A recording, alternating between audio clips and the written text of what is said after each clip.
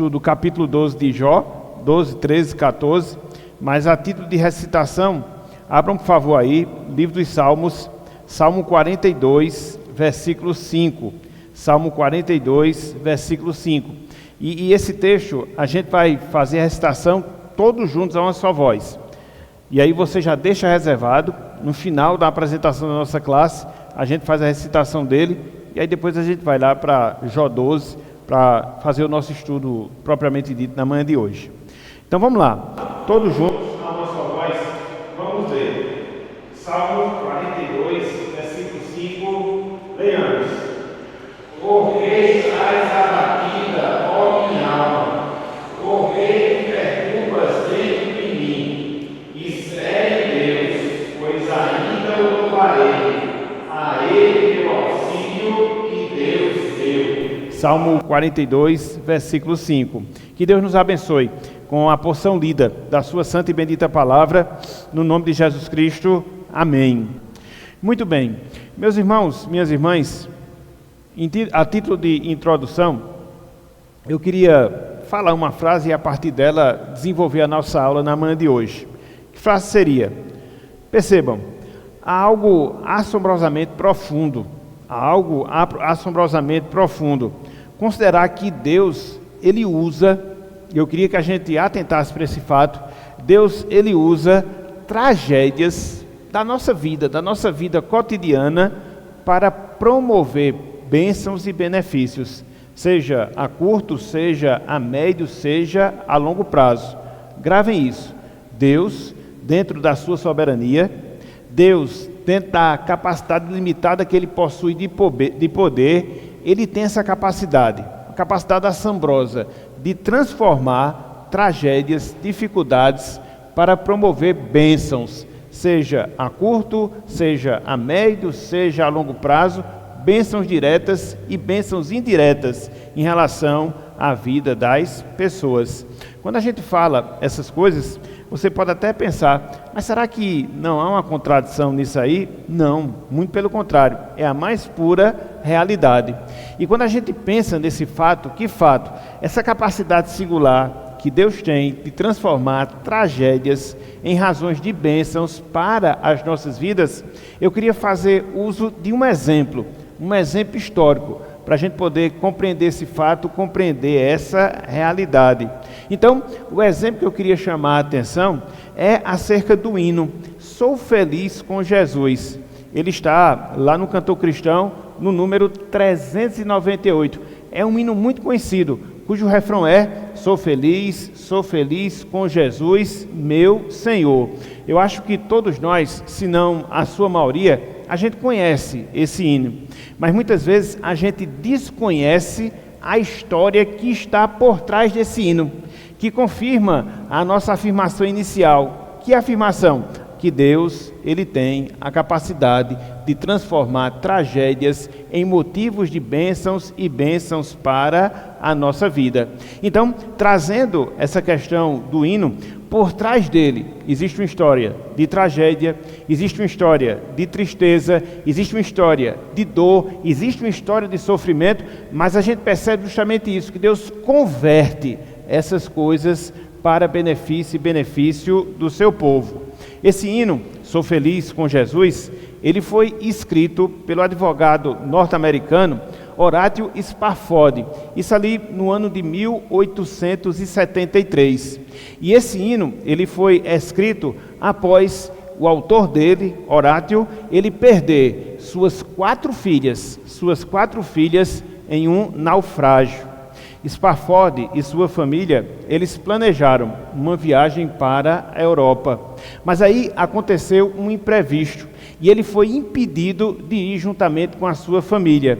Teve que ficar nos Estados Unidos, tomar algumas providências, e para que não se perdesse tempo em si a viagem, ele enviou a sua esposa Ana com as suas 4 filhas para que elas pudessem antecipá-lo à viagem à Europa. E aí, o que é que acontece? O que foi que aconteceu? Durante a viagem, o navio em que essas mulheres estavam, ele chocou-se com outro navio e veio a naufragar. E esse fato acabou vitimando as 4 filhas de Horácio Spafford. Só escapou a sua esposa. Tanto é que quando ela chega lá na Europa, ela escreve um telegrama para seu esposo, e o telegrama era bem simples, mas dizia tudo que ela estava passando. Ela escreveu: salva, porém sozinha. Salva, porém sozinha. Justamente para avisar, notificar seu esposo da morte das suas filhas. E aí, quando Horácio ele teve a informação, ele seguiu imediatamente para a Europa. E durante o percurso que ele estava fazendo, que também era um percurso de navio, não existia avião naquele período, então ele foi informado do lugar onde o navio que estava sua esposa e suas filhas, ele havia naufragado.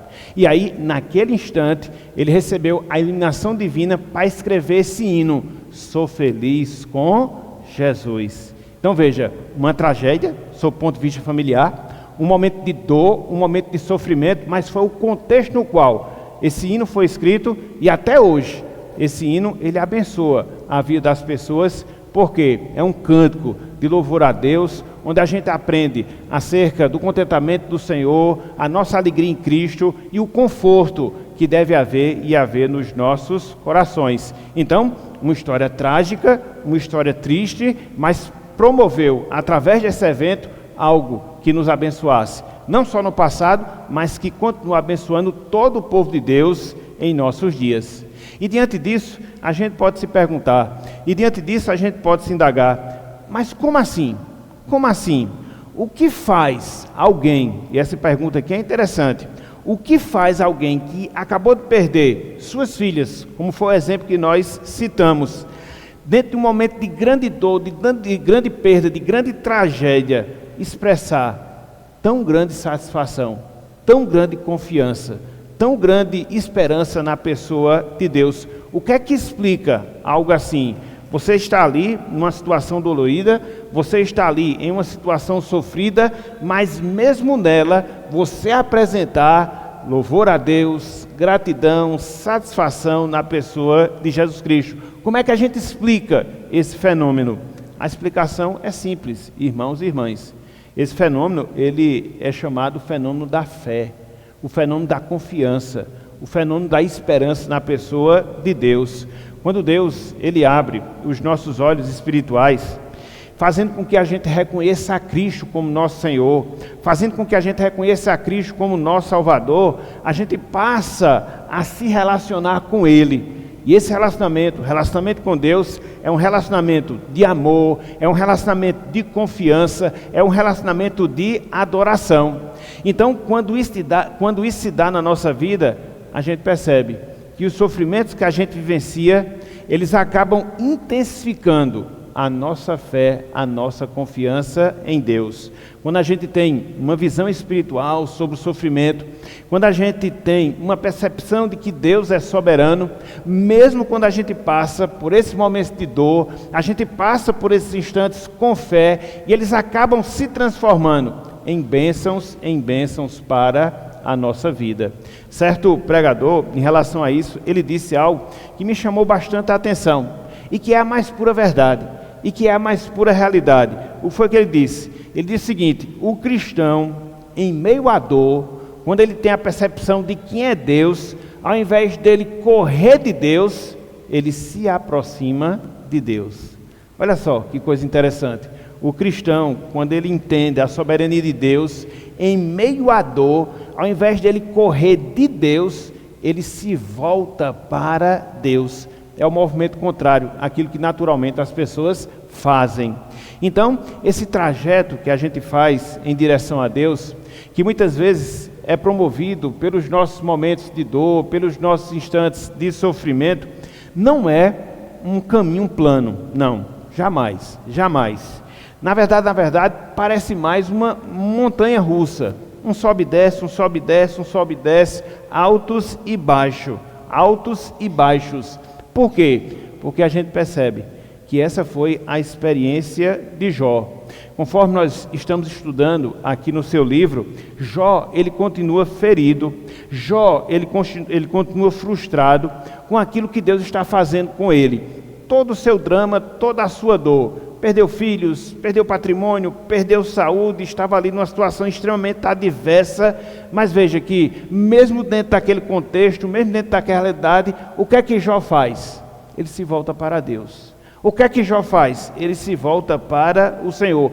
Ele sabe que só existe essa direção que nós devemos fazer diante da dor. Ou seja, ao invés de nos afastarmos de Deus, nós nos aproximamos do Senhor. E hoje, meus irmãos, minhas irmãs, a gente vai ver mais uma das respostas que Jó dá em meio à sua dor, em meio ao seu sofrimento e às acusações que ele sofria da parte dos seus amigos. É interessante porque esse é o drama que a gente observa aqui na vida de Jó. Se não bastasse o fato de ele estar sendo provado, se não bastasse o fato de ele estar sofrendo, seja em relação à sua saúde, seja em relação à perda familiar, seja em relação à perda material, se não bastasse todos esses problemas, ainda vem, conforme nós estamos considerando, 3 amigos de Jó, que ao invés de fortalecê-lo, ao invés de consolá-lo, ao invés de ajudá-lo, coloca Jó numa situação pior ainda. Então veja, diante dessa situação, a gente vai ver a resposta que Jó dá. Repito, seja para seus amigos, repito, seja para Deus. É interessante porque, em relação aos seus amigos, Jó, ele faz uma súplica em que termos, para que os seus amigos parassem de maltratá-lo, com acusações falsas, com palavras duras, e a gente observa isso durante todo o capítulo 12 do livro de Jó, até a metade do capítulo 13. A gente vê essa resposta que Jó dá aos seus amigos, uma súplica que ele faz. Para quê? Para que seus amigos parassem de acusá-lo, parassem de falar palavras duras para ele, para Jó. Então, ele segue aqui o seu livro, capítulo 12, metade do capítulo 13, ele se dirige especificamente para os seus amigos. Mas não só isso.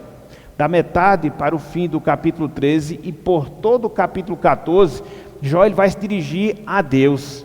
E Jó ele vai fazer uma súplica específica a Deus, ou seja, ele vai implorar para que Deus cessasse toda aquela tragédia pela qual ele estava passando e pudesse assim restaurar a sua condição e condição de vida. Então, aqui nos capítulos 12, 13 e 14, a gente vai observar a palavra que Jó dirige a seus amigos: parem de me acusar, parem de me tratar mal, parem de me fazer sofrer. A palavra que Jó vai dirigir a Deus: Senhor, cessa toda essa dor que eu estou sentindo. São as respostas de Jó, vamos assim dizer. E hoje, pela manhã, ao considerar essas respostas que Jó dá, eu queria pensar com vocês no seguinte tema, no seguinte assunto: a instabilidade da fé de Jó.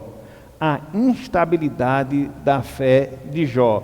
Lembre-se, conforme eu falei agora há pouco, que diante da dor, nós, quando temos a visão da soberania de Deus, a gente, ao invés de fugir de Deus, a gente corre para Deus.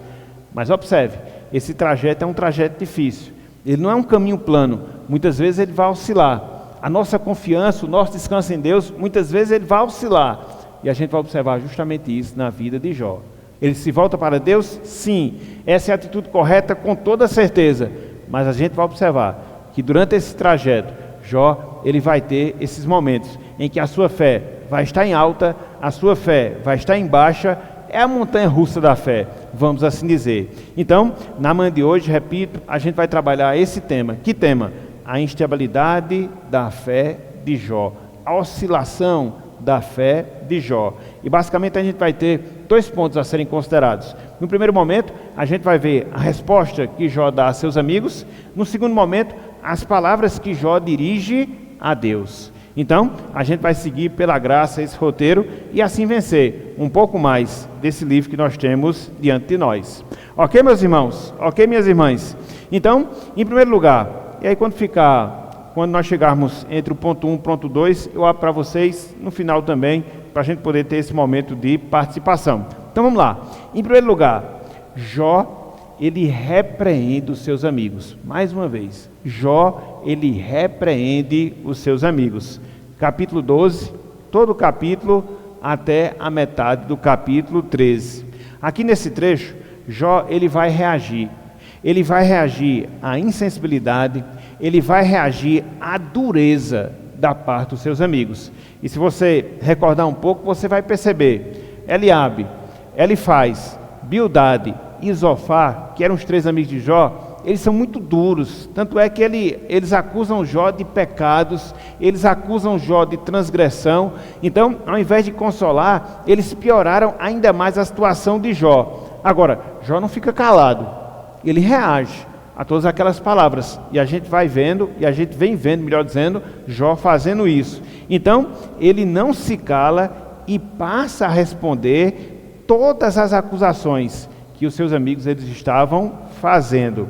Jó, ele começa a sua defesa num tom de sarcasmo, ou seja, uma ironia que Jó usa de maneira ácida para justamente começar a responder a seus amigos. Olhem só o que nós encontramos em Jó, capítulo 12, versículos 1 e 2. Jó vai começar a falar mais uma vez, ele vai reagir à dureza e à insensibilidade dos seus amigos, ele vai ser sarcástico com os seus amigos, e aqui ele vai começar as suas palavras. Olhem só, Jó 12, versículos 1 e também o versículo número 2. Diz o seguinte: Então Jó respondeu: Na verdade, vós sois povo, e convosco morrerá a sabedoria. Em outras palavras, vocês são sábios. Vocês são muito sábios. Então Jó aqui está sendo irônico com os seus amigos, porque na verdade os seus amigos não estavam sendo sábios com Jó. Conforme a gente já viu, eles estavam sendo duros, eles estavam sendo insensíveis, eles estavam sendo injustos, mas Jó ele fala dessa maneira a fim de aguçar a consciência de seus amigos e despertar em relação aos erros que eles estavam cometendo quanto a Jó. E aí Jó ele destaca todo o orgulho que os seus amigos estavam tendo, pensando que eram, entre aspas, os donos da razão, e tudo aquilo que eles estavam falando acerca de Jó era correto, quando na verdade não era. Olha só o que Jó ele prossegue dizendo aos seus amigos, versículos 3 e versículo 4. Olha só o que ele diz: Também eu tenho entendimento, respondeu Jó para eles, como vós, e não vos sou inferior. Quem não sabe coisas como essas? Versículo 4. Eu sou irrisão, ou seja, zombador para meus amigos. Eu que invocava a Deus e ele me respondia. O justo e o reto serve de irrisão, de zombador. Era como que Jó estivesse falando: vocês me entendem como zombador. Mas o zombador que vocês pensam que eu sou, era atendido por Deus, era ouvido por Deus. Então veja, vocês não são sábios como vocês pensam, não, muito pelo contrário. Vocês me entendem como zombador pelo fato de eu estar aqui manifestando o meu sofrimento, pelo fato de eu estar aqui manifestando a minha dor, um sofrimento justo, uma dor justa, porque perdi meus filhos, porque perdi meu patrimônio, porque perdi a minha saúde, e vocês não estão compreendendo todo esse sofrimento. Então, para vocês, eu sou um zombador, um irrisão, como o Jó fala aqui. Para vocês eu sou um escarnecedor, mas eu não sou, porque quando eu olho para o meu passado, eu vejo, eu falava com Deus, eu tinha intimidade com Deus, eu era sábio, eu ajudava as pessoas dentro das suas dúvidas, aconselhando-as. Então, Jó, ele responde a seus amigos, de maneira irônica, de maneira sarcástica, para que pudesse despertar a consciência deles, quanto aos erros que eles estavam tendo em relação a Jó. E aí quando a gente vê a sequência do texto, aqui do capítulo 12, a gente vai observar, e aqui eu queria chamar a atenção de vocês, três argumentos que Jó ele vai usar para poder se defender de todas as acusações que ele estava sofrendo dos seus amigos, que estavam vendo o sofrimento de Jó como uma consequência de seus pecados. Os amigos de Jó não sabiam que Jó estava sofrendo por causa do desafio, entre aspas, que Deus estava travando com o diabo. Não, eles não tinham conhecimento desse fato. Eles pensavam que Jó estava sofrendo porque havia pecado. Eles pensavam que Jó estava padecendo porque havia transgredido, e Jó diz não. E aí nessa resposta, ele vai dar 3 argumentos para poder se defender da acusação dos seus amigos. E quais são esses argumentos? Quais são essas argumentações? Em primeiro lugar, Jó diz, através da sua resposta, que muitas vezes, os bons se dão mal nesta vida, e os maus se dão bem nesta vida. Isso aqui é muito interessante, meus irmãos, a gente poder notar esse ensinamento que Jó transmite aqui, porque era um ensinamento que se via no seu sentido prático na sua vida, ou seja, que muitas vezes, ao longo da nossa existência, aqui nesse mundo, as pessoas boas se dão mal e as pessoas ruins se dão bem. Era o que estava acontecendo com ele. Ele não havia pecado, ele não havia transgredido os mandamentos do Senhor. Ele era uma pessoa justa, reta, íntegra, temente a Deus, que se desviava do mal. Porém, não obstante esse fato, ele estava sendo provado. Não obstante esse fato, ele estava sendo atribulado. Porque na visão de Jó, e é a realidade, muitas vezes acontece isso. Não são em todos os casos, mas em alguns casos, e a gente percebe isso claramente, pessoas más se dão bem, pessoas boas sofrem. Olha só o que ele fala no capítulo 12, versículo 6. Olha só a defesa que ele faz, para poder se defender das acusações que ele estava sofrendo dos seus amigos. Olha só, e ele diz: as tendas dos tiranos gozam paz, e os que provocam a Deus estão seguros, têm o punho, a força do braço, por seu Deus. Irmãos, irmãs, não é essa a realidade que a gente observa? Às vezes você se depara com determinadas pessoas, são ímpias, não temem a Deus, vivem a vida em desobediência, procuram se satisfazer completamente com as coisas do mundo, não têm o menor respeito por Deus. Aí você olha a vida daquela pessoa, muitas vezes ela é próspera, materialmente falando, muitas vezes ela goza de uma saúde perfeita, ao passo que você enxerga determinadas pessoas que são tementes a Deus, que são servas do Senhor, que são fiéis a Ele e sofrem. Às vezes são pessoas que padecem por limitação financeira, às vezes são pessoas que padecem por limitação física, às vezes são pessoas que sofrem por causa do seu testemunho. Então, muitas vezes, nesse mundo, as coisas acontecem dessa forma. O mal, muitas vezes, se dá bem, e o justo, muitas vezes, sofre. E Jó, ele está argumentando dessa forma, porque essa era a realidade da sua vida. Na visão de seus amigos, ele sofria porque pecava. Jó não. Eu não estou sofrendo porque eu estou pecando, eu sou reto diante de Deus. Eu sofro porque muitas vezes, essa é a contradição que a gente encontra na vida debaixo do sol. Na verdade, o que Jó faz aqui é falar aquilo que posteriormente Salomão falaria. Ou seja, que debaixo do sol os maus prosperam, os justos sofrem. O que Jó fala aqui é aquilo que o autor do Salmo 73, Asaf, havia falado. Por quê?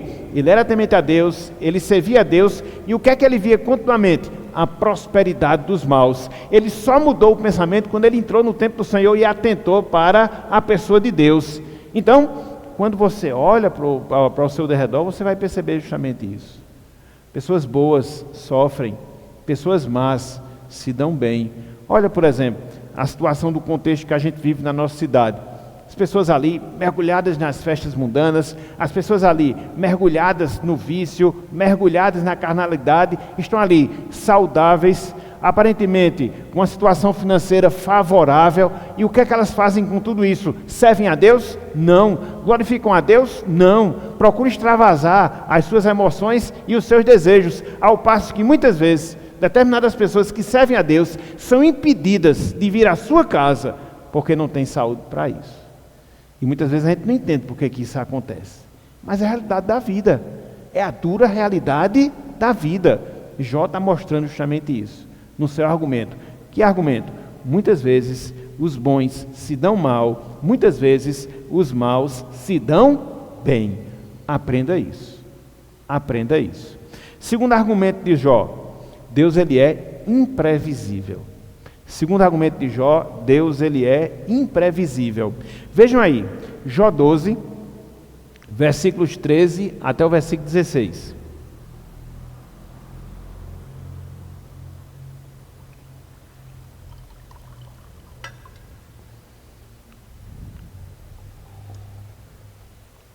Jó 12, versículos 13 a 16. Olha só o que Jó diz aqui, da imprevisibilidade de Deus. Ele fala: não, Com Deus está a sabedoria e a força. Ele tem conselho e entendimento.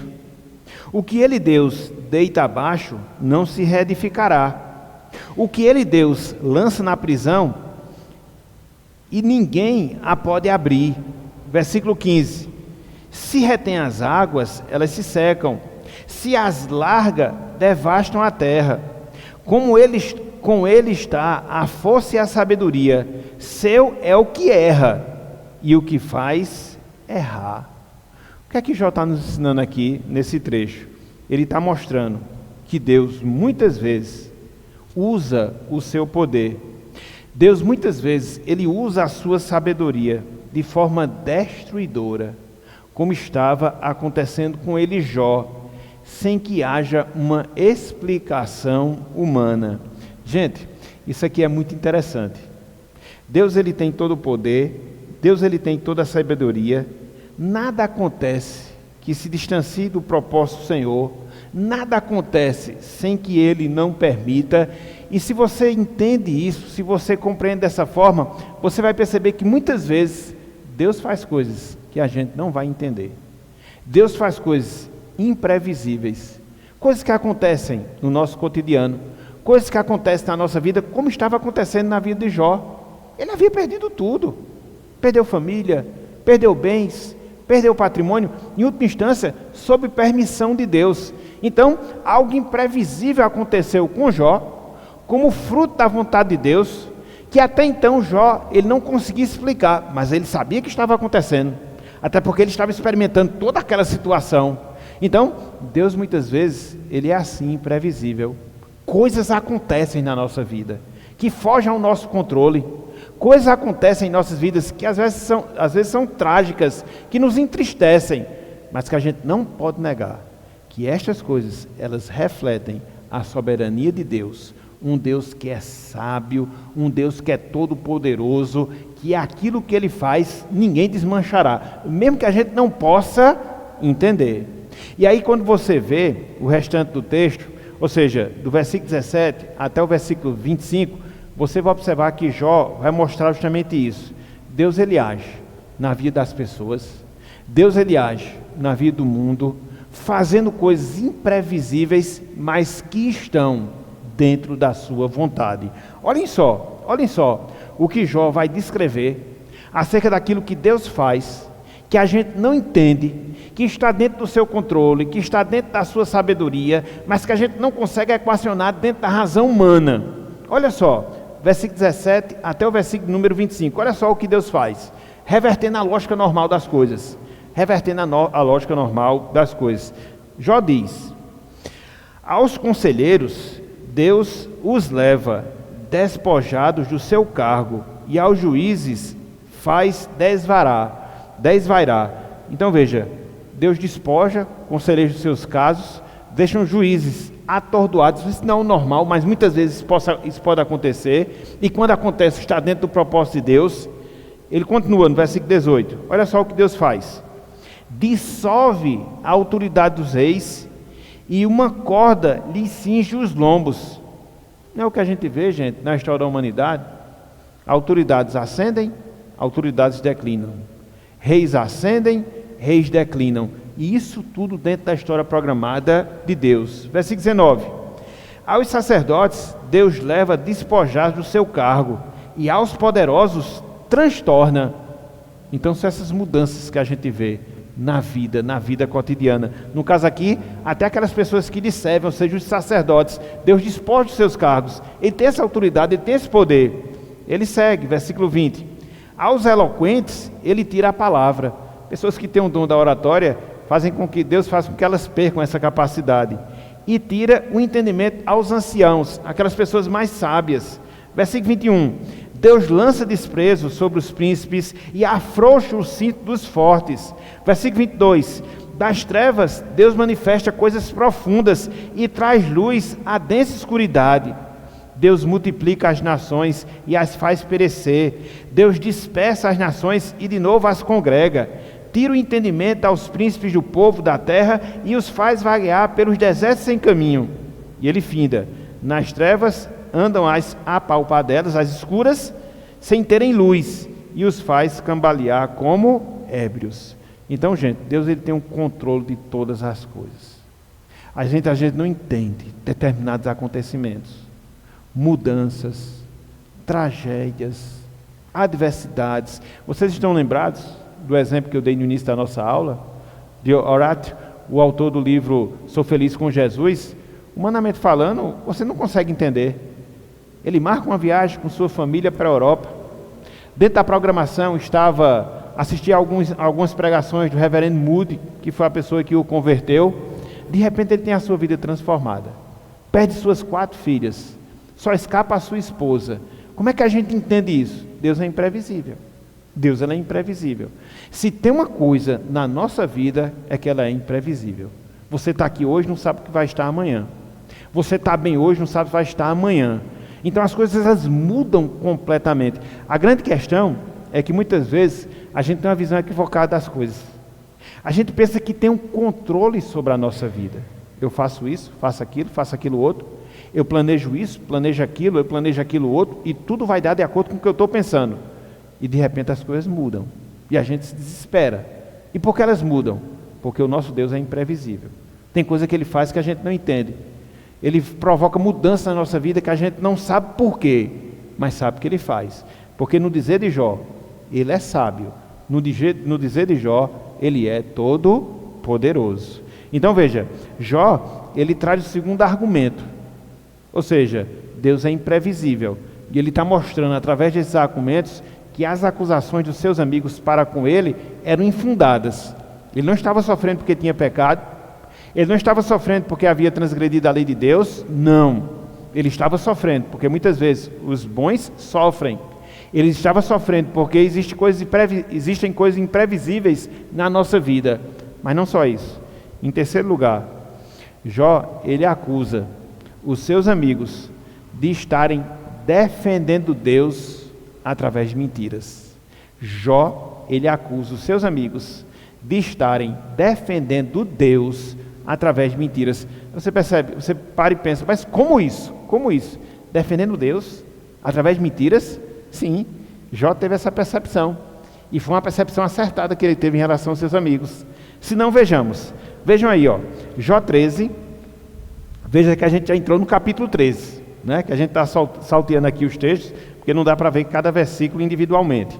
Olha só, Jó 13, versículos 4 até o versículo 8. Aqui você vai ver que Jó é duro com seus amigos. Duro mesmo com seus amigos, entendeu? Diante daquilo ali que ele estava padecendo. Olha só o que ele diz. Vós, porém, besuntais, cobrir. A palavra besuntar significa cobrir. A verdade com mentiras. Vós todos, dizia Jó para seus amigos, sois médicos que não valem nada. Olha só como Jó se dirige a seus amigos. Vocês são médicos que não valem nada. Vocês querem curar minha alma, vocês nem sabem nem como faz. Versículo 5. Olha só o que ele continua dizendo para os seus amigos. Tomara vos calasseis de todo, que isso seria a vossa sabedoria. Não tem um ditado popular, né? Que tem gente que é um filósofo quando está calado, né? Mais ou menos é isso que Jó está falando aqui. Se vocês se calarem, vocês vão estar fazendo um bem muito grande. Vocês estarão demonstrando sabedoria. Porque quando vocês abrem a boca, é só para falar a coisa errada. Versículo 6. Ouvi agora a minha defesa e atentai para os argumentos dos meus lábios. Porventura, falareis perversidade em favor de Deus? E a seu favor falareis mentiras? Então, vocês vão falar perversidade em nome de Deus? Vocês mentirão em nome de Deus? Olha só como Jó, ele fala para os seus amigos. E ele complementa no versículo 8. Sereis parciais por ele, que é uma pessoa parcial, pessoa injusta, que não julga as coisas de maneira equilibrada. Então Jó chega e pergunta, vocês vão ser parciais para Deus? Contendereis a favor de Deus? Então, aqui o que é que você observa? Essa fala mais sensível, mais dura, de Jó dirigida a seus amigos. E o que é que Jó fala? Resumindo todas essas palavras, ele está acusando os seus amigos, os seus 3 amigos, Elifaz, Bildade, Zofar, de estarem deturpando verdades para, entre aspas, defender Deus. Ele acusa os seus amigos de deturparem verdades bíblicas para, entre aspas, defender Deus. Aí você pergunta, mas por que isso acontecia? Vamos pensar um pouco naquilo que a gente já estudou nas aulas anteriores. Qual era a visão que os amigos de Jó tinham? Todo o sofrimento era decorrente de pecado, porque Deus ele é justo. Jó estava sofrendo. A dedução que eles faziam: Jó havia pecado, porque Deus não pode deixar de ser justo. Se Deus é justo, e se ele pune o pecado, e se Jó ele está sofrendo, Deus não pode ser injusto. Então eu devo acusá-lo de pecado, porque não existe outra explicação. Como é que pode? Eu vou defender que Deus é injusto, que permite que um justo sofra? Eu vou permitir, ou eu vou dizer que Deus ele permite esse tipo de coisa, alguém que é reto, alguém que é íntegro, alguém que é temente a ele, mesmo assim sofra? Como é que pode? Deus é justo, isso não pode acontecer. Então os amigos de Jó estavam cometendo esse erro. A partir de uma visão equivocada, eles estavam tentando defender Deus, mas na verdade, ao fazer isso, eles estavam acusando Jó de ser pecador, o que não era. Então, a gente precisa ter cuidado com isso. A gente precisa ter cuidado com isso. Muitas vezes a gente procura defender Deus, e nessa defesa de Deus, a gente termina deturpando a sua verdade. E aí eu fiquei pensando sobre isso, e fiquei analisando, como é que isso se aplica? Me veio à mente, quando muitas vezes, ao defender essa questão do amor de Deus, a gente nega a realidade que ele também é justo. Não é muitas vezes isso que acontece? Muitas vezes a gente está falando, dizendo que Deus, ele é amor, que Deus, ele é amor, e isso é verdade. E aí, o que é que a gente muitas vezes nega? Que Deus, ele é justo e pune o pecado, como se fossem duas coisas contraditórias. Como se fossem duas coisas contraditórias. Muitas vezes, a gente nega a soberania de Deus, colocando a responsabilidade da salvação para o ser humano, para dizer que Deus não pune o pecador, para dizer que ele não escolheu as pessoas desde toda a eternidade para a salvação. Então, é uma defesa que a gente faz que é errada. Para não dizer que Deus é injusto, a gente acaba falando mentiras que não correspondem à verdade bíblica. Então, muitas vezes, a gente corre também esse mesmo risco que correram os amigos de Jó. Para defender, entre aspas, Deus, a gente acaba sendo injusto, a gente acaba deturpando a verdade. E Jó está argumentando justamente nesse sentido. Vocês estão defendendo Deus, não precisa. Deus, ele é justo. Agora, eu estou sofrendo não por causa dos meus pecados. Eu estou sofrendo por causa do propósito de Deus em relação à minha vida. E esse propósito, como eu vou aprender no final do livro, vai ser um propósito proveitoso. Então, essa limitação que os amigos de Jó tinham em relação ao conhecimento de Deus, estava fazendo com que eles defendessem Deus de uma defesa que Deus não precisava, deturpando assim a sua verdade. Então, quando a gente olha, repito, capítulo 12, metade do capítulo 13 de Jó, a gente percebe isso. Os três argumentos que Jó ele usa para justificar a sua situação e se defender da falsa acusação dos seus amigos. Vamos lá. Primeiro argumento: muitas vezes os bons se dão mal e os maus prosperam. Segundo lugar, Deus ele é imprevisível, faz coisas que não estão programadas dentro da sua soberania, dentro da sua sabedoria. Em terceiro lugar, que os amigos de Jó estavam tentando defender Deus através de mentiras. Deus é justo, mas isso não nega que um justo possa sofrer. Então, é o argumento, ou são os argumentos que Jó utiliza aqui. E quando a gente pensa em tudo isso, a gente aprende uma verdade, uma lição para as nossas vidas. Que verdade, que lição é? Irmãos, irmãs, a explicação para o sofrimento humano é muito complexo e demanda muita reflexão. A explicação para o sofrimento na vida humana é complexo e demanda muita reflexão para as nossas vidas. Não há uma fórmula pronta para você ver alguém sofrendo e dizer: ele sofre por causa disso, ela sofre por causa disso. Não, eu já falei aqui, cada caso é um caso, Cada situação é uma situação. Cada pessoa é uma pessoa. E a gente tem que evitar correr esse risco em relação à nossa vida, de acusar pessoas de coisas que elas estão padecendo, sem que a gente tenha um conhecimento completo da realidade daquela pessoa. Foi o que aconteceu aqui com os amigos de Jó.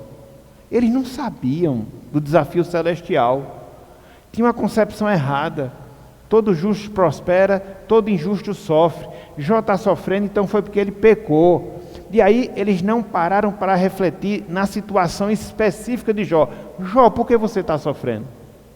Há alguma falta na sua vida que você se lembre? Há alguma coisa que você fez que ofendeu a santidade de Deus? Há algum comportamento indevido que você teve que atraiu para si a ira divina? Não, já foram dizendo. Jó está sofrendo porque pecou. Não foram refletir no caso, não foram pensar na situação, foram logo emitindo os seus juízos. Veja, gente, como isso é um perigo que a gente corre. Muitas vezes a gente tem essas respostas prontas para explicar a realidade na vida das pessoas. Não sejamos assim, não sejamos assim. Tem coisa que você não sabe, tem realidade que você desconhece, tem fatos que você não sabe, tem fatos que você desconhece em relação às pessoas. Então, como é que você vai emitir um juízo de valor? Isso é isso por causa disso. Por isso, muitas vezes, a gente tem que silenciar. Muitas vezes, a gente tem que refletir antes da gente falar palavras indevidas. E isso aqui nos traz uma aplicação. Que é a aplicação? Que a gente veja na dor um chamado para a reflexão. Que a gente veja na dor um chamado para a reflexão. Às vezes a gente está passando por determinados problemas na nossa vida, problemas complicados, complexos, difíceis. Quando isso acontece, o que é que a gente deve fazer? Se desesperar? Em si não. Mas esse momento é o momento de nós nos autoanalisarmos. Meu Deus, será que eu estou fazendo? Meu Deus, será que há algum pecado em mim?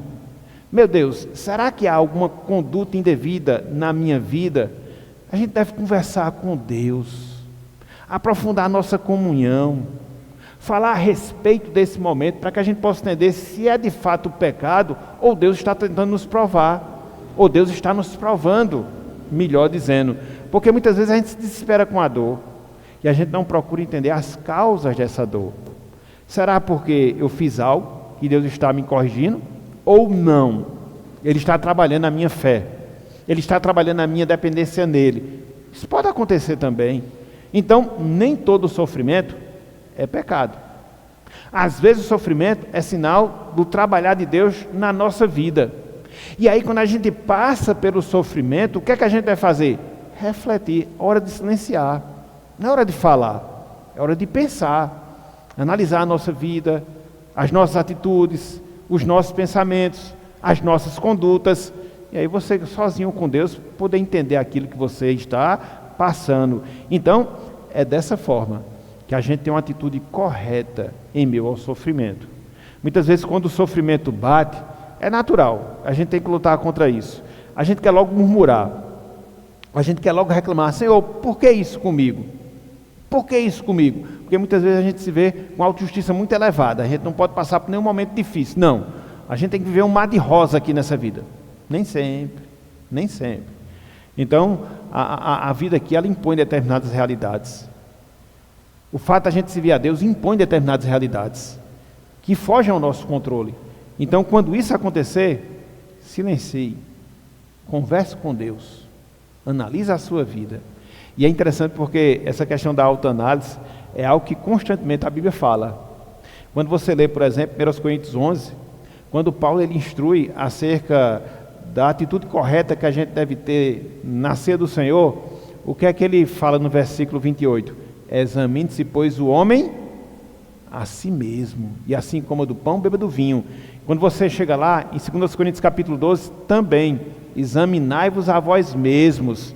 Então, a Bíblia chama cada um de nós a esse autoexame, porque cá para nós é muito fácil a gente sempre falar dos outros, né? Mas é fácil demais, é muito fácil. É muito fácil a gente julgar os outros, mas é fácil demais, é facilo mesmo. Mas a grande questão é a gente fazer isso com a gente mesmo. É a grande questão, entendeu? Então, aprenda isso. aprenda isso. Os amigos de Jó erraram, mas erraram feio. Por quê? Já foram emitindo juízo de valor, já foram julgando Jó, e Jó se defendeu. E em sua defesa ele coloca coisas que são verdades. Quais coisas? Que muitas vezes os bons sofrem, os maus prosperam.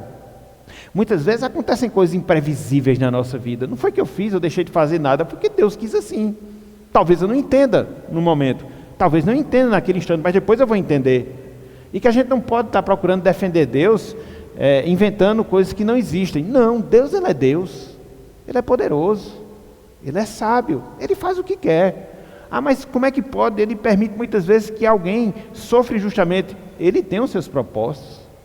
Isso não fugiu o controle dele, pode ter certeza disso. Nada foge ao controle de Deus, nada. Cristo disse: se uma folha cai, permissão do Senhor.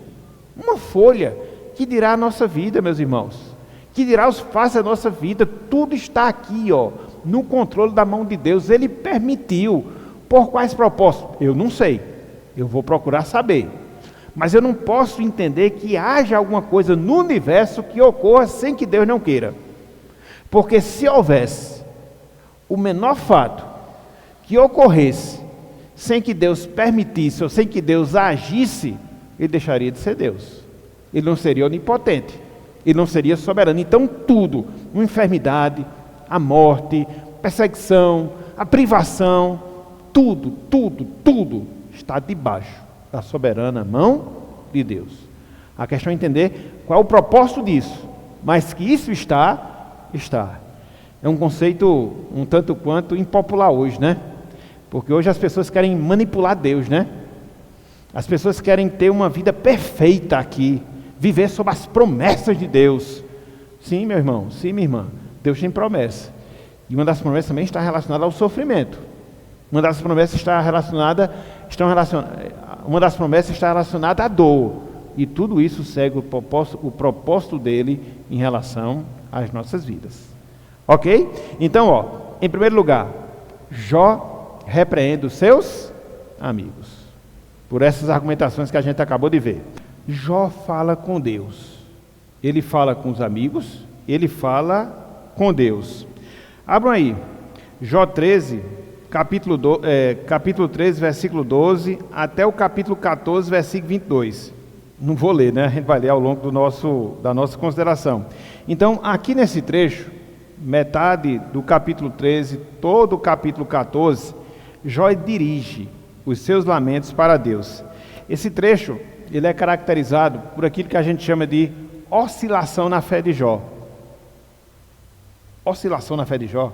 Sim. Uma hora Jó está com a fé lá em cima. Outra hora Jó está com a fé lá embaixo. É interessante, você vai ler esse trecho, se você não leu, leia, você vai observar, você olha assim, mas vai, como é que pode a mesma pessoa? Ela demonstra uma confiança inabalável. Poucos versículos depois ela está meio desesperada. Acontece isso. Então, essa oscilação da fé de Jó. Então, ora, ele está firme na sua confiança de Deus, ou em Deus. Ora, ele está abatido e desesperançoso. Vamos ver, bem rapidinho, essas duas facetas da fé de Jó. A primeira delas, confiança inabalável. A confiança inabalável de Jó. Abram aí, Jó 13, versículos 15 e 18. 15 e 18. Olha só o que diz aqui, Jó está com a fé firme. Uma fé firme agora, bem robustecida, bem fortalecida. Ele diz, Jó 13, 15. Eis que me matará, já não tem esperança. Contudo, defenderei o meu procedimento. Já eu volto aqui para fazer uma observação desse versículo de uma tradução mais clara. Versículo 18. Tenho já bem encaminhada a minha causa, e estou certo de que serei justificado. Esses dois versos, eles mostram uma esperança bem ativa que existia no coração de Jó. Conforme a gente observa, a confiança de Jó independia das situações, e ele esperava que a sua causa fosse julgada e ele fosse inocentado diante de Deus e livre de toda aquela situação. Mas eu queria chamar a atenção para o versículo 15. A maioria aqui de nós usa a versão revista atualizada. E na versão revista atualizada, conforme a gente leu, o versículo 15 ele está: eis que me matará, já não tem esperança, contudo defenderei o meu procedimento. Essa versão ela acaba não exprimindo toda a verdade desse versículo. Quando você vai ver outras versões, sobretudo a ideia, no seu sentido original, uma melhor tradução para esse verso seria o seguinte: ainda que ele mate, nele eu esperarei. É bem diferente, né, do que a gente tem, né? Ainda que ele me mate, nele esperarei. Então veja, a fé de Jó aqui está forte. Tanto é que, independente do que acontecesse com ele, se ele viesse a morrer, ele esperaria em Deus. E quando você analisa essa palavra de Jó, com as acusações que o diabo fez a Jó, você percebe que Jó desfez completamente daquelas acusações. Quando você lê o capítulo 1, versículo 10 de Jó, o diabo falando para Deus disse: viste teu servo Jó? Ele te teme, ele te obedece, ele faz a tua vontade porque você dá bênçãos materiais para ele. E Jó aqui disse o seguinte: ainda que Deus me mate, se eu perder tudo, inclusive a minha própria vida, eu vou esperar nele. Então você vê aqui esse momento de fé. Fé viva, fé robusta, fé fortalecida. Se Jó perdesse tudo, inclusive a sua vida, ele permaneceria esperando em Deus. Então, a fé para cima, mas também você vê a fé fragilizada de Jó, a fé para baixo, Olha só, Jó capítulo 13, versículos 23 até o versículo 26. Aqui é o contrário, né? Jó 13, versículos 23 até o versículo 26. Ele diz o seguinte: olha só: quantas culpas e pecados tenho eu? Notifica-me a minha transgressão e o meu pecado.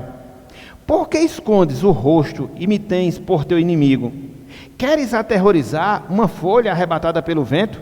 E perseguirás a palha seca? Versículo 26. Pois decretas contra mim coisas amargas e me atribuis as culpas da minha mocidade. Interessante que Jó aqui está meio deprimido, está meio triste, está meio abatido. Inclusive ele vê Deus aqui como seu próprio adversário. Parece até que ele pensa, da mesma forma que pensavam os seus amigos, conforme a gente vê no versículo 23, que havia alguma culpa nele e por isso Deus estava punindo. Então veja, Jó ele passa por esse momento de depressão, de queda em relação à sua fé. Tem um momento em que a sua fé está inabalável, tem um momento em que a sua fé está fragilizada. E o que é que isso nos ensina em termos de lição? Irmãos, irmãs, a instabilidade da fé de Jó é a experiência vivida por muitos cristãos. A instabilidade da fé de Jó é a experiência vivida por muitos cristãos. Conforme eu falei no início, o trajeto da fé é semelhante a você estar andando em uma montanha russa. Ora você sobe, ora você desce. Ora você sobe, ora você desce. E aí quando você olha, não só para Jó, quando você olha para outros autores bíblicos, você percebe que esse também era o sentimento deles. Eu queria que vocês voltassem às suas Bíblias, lá para o Salmo que a gente vai recitar, o Salmo 42. E você vai perceber que essa era a experiência também de Davi. E você vê em muitos dos salmos de Davi, que no mesmo salmo, Davi ele expressa uma confiança grande em Deus e depois uma tristeza profunda. No mesmo salmo. Olha só, aqui o Salmo 42, versículo 5. Depois a gente vai voltar um pouco, só para fechar mais esse raciocínio. Salmo 42, versículo número 5. Olha só o que diz a palavra do Senhor. Ele fala, Davi, por que estás abatido, ó minha alma? Por que te perturbas dentro de mim? Então a alma dele está abatida, está angustiada. Aí no mesmo verso, olha o que ele diz: espere em Deus, pois ainda o louvarei, a ele meu auxílio e Deus meu. No mesmo verso, a sua alma está abatida, mas ele confia em Deus. A sua alma está abatida, mas ele sabe que Deus reverterá aquela situação. Então são esses momentos de instabilidade da nossa fé. Se você volta, o Salmo 13, E aqui fica muito claro isso, muito claro. Davi inicia o salmo de uma forma e no final ele fala de outra forma. E eu fiquei pensando, isso é o que acontece com todos nós. Não é exclusividade de Jó, não é exclusividade de Davi, acontece com todos nós. A nossa fé oscila ao longo da nossa vida aqui neste mundo. Olha só, Salmo 13, versículo 1. Davi fala: até quando, Senhor, esquecerás de mim para sempre? Até quando ocultarás de mim o rosto? Então, Davi chega para Deus e diz: Senhor, até quando o Senhor vai se esquecer de mim? Até quando o Senhor não vai ouvir a minha oração? Até quando o Senhor não vai ouvir o meu clamor? Então ele está ali triste, abatido, transtornado. Aí avança um pouco mais. Olha só como ele fecha o Salmo 13, versículo 5, versículo 6. Olha só. No tocante a mim, o que é que Davi falou? Confio na tua graça, ou seja, na graça de Deus. Regozije-se o meu coração na tua salvação. E ele fecha: cantarei ao Senhor porquanto me tem feito muito. Parece que não é a mesma pessoa. Parece que não é a mesma pessoa que começou o salmo. Começou abatido, terminou o salmo confiante. Então, gente, a nossa fé ela é oscilante. A nossa fé ela é oscilante. Então, isso nos ensina uma aplicação que a gente deve fazer em nossas vidas. Que é a aplicação? A gente deve entender que todo cristão, ele passa por crises na sua fé. Todo cristão, ele passa por crises na sua fé. Muitas vezes, quando a gente tem uma dúvida em relação a Deus, a gente se considera o pior dos crentes, né? Pior dos crentes. Como é que pode eu ter feito assim, eu ter sentido isso, eu ter visto dessa forma? Gente, isso é humano. E isso faz parte do processo de aperfeiçoamento da nossa vida. A gente não tem uma fé pronta. A gente não tem uma fé acabada. A gente não tem uma fé perfeita. A nossa fé está sendo trabalhada ao longo de toda a nossa vida. Às vezes a gente acha como Pedro, quando estava lá, naquele momento da tempestade, no barco, junto com os demais discípulos. Senhor, eu quero andar sobre as águas. Me chama, Cristo disse, vem. Ele foi. E estava focando em Jesus. E na medida em que ele focava em Jesus, ele estava conseguindo andar sobre as águas, realizar aquele grande milagre. Mas o texto também diz que Pedro começou a olhar para os lados, vendo na força na direção do vento. E aí naquele momento ele começou a submergir. Então, uma fé firme, uma fé vacilante. Na mesma pessoa, no mesmo episódio. Então, a gente percebe que isso é ser cristão, porque a gente vai trabalhando cada vez mais essas coisas em relação à nossa vida. Agora, eu deixo um lembrete, para que a gente não se acomode. Por quê? Nesses momentos em que a nossa fé vacila, a gente deve ver como um alerta.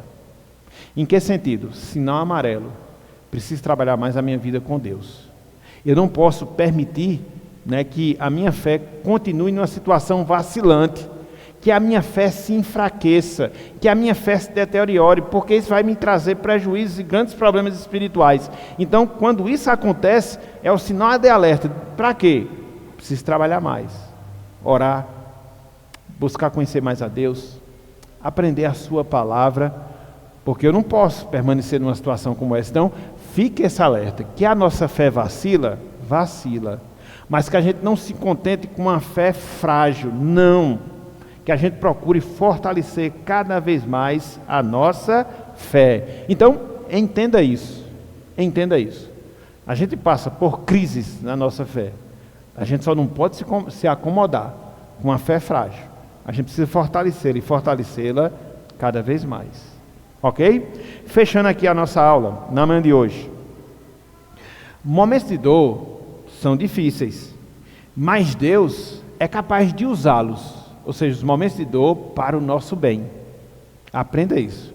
Os momentos de dor são difíceis, mas Deus pode usar os momentos de dor para o nosso bem.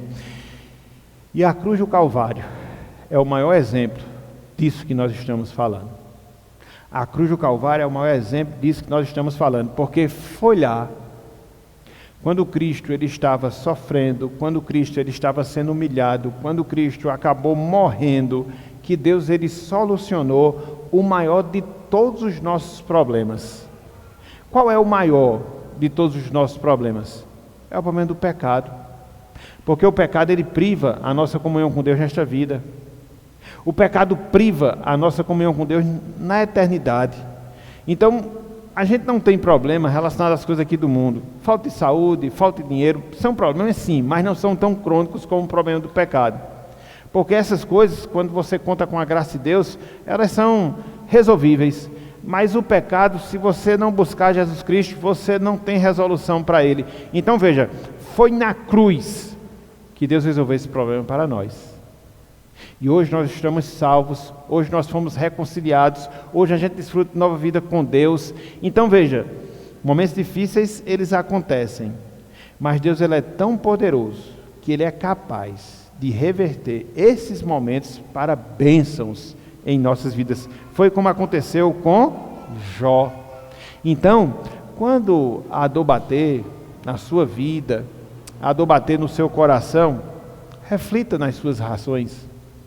Por que eu estou sofrendo? Por que eu estou passando por essa situação? Aquilo que Gil falou. Será que é por causa de pecado? Não. Porque Deus está trabalhando na minha vida para que Ele possa me aperfeiçoar ainda mais. Tudo bem. Entendendo a razão do sofrimento, é mais fácil você passar pelo sofrimento. Quando você não entende, é mais difícil. Mas quando você compreende a razão pela qual você está sofrendo, é mais fácil você sofrer. É mais fácil. Porque você vai usar os recursos que você tem à sua disposição. Então, quando a dor bater, reflita. Reflita em relação a ela. Procure firmar a sua fé em Cristo. Ora, eu analiso para a minha vida, vi que uma situação abalou profundamente a minha fé. Estou com aquela indisposição de orar, estou com aquela indisposição de ler a palavra, não estou tendo muito ânimo de buscar a Deus, buscar a sua igreja. Opa, tem coisa errada. Tem coisa errada. Então trabalhe isso para que você não se acostume com essa condição. Por quê? Porque, por mais que seja desafiador, essa é a postura que Deus ele exige para cada um de nós. Essa é a postura que Deus exige de cada um de nós. Dor, sofrimento, por mais que seja difícil, são situações que podem ser vencidas. Não na nossa força, não na nossa dependência, mas na força e na dependência de Deus. E talvez, em alguns momentos, Deus ele permita que esse sofrimento nos acometa, não porque a gente tem algum pecado, mas porque Ele quer trabalhar essa questão no nosso caráter, para que a gente amadureça, para que a gente cresça, para que a gente se fortaleça. Então, você já vai ver aí um motivo extremamente digno de você enfrentar o sofrimento. Então, se esse for o seu caso, avance, converse com Deus, avance, se fortaleça em Deus, e aí você possa experimentar da graça de Deus em sua vida, assim como Jó experimentou. Ok, meus irmãos? Ok, minhas irmãs? Então que Deus, Ele nos abençoe, que Deus, Ele aplique a sua palavra em nossos corações e que a gente possa ter, não a fé vacilante, mas cada vez mais aprimorar a nossa fé, para que ela venha a ser firme, para que ela venha a ser robusta, para que ela venha a ser fortalecida e através dela, Deus, Ele venha ser glorificado na nossa vida. Que Deus Ele nos abençoe e que Ele aplique a sua santa palavra. No nome de Jesus. Amém.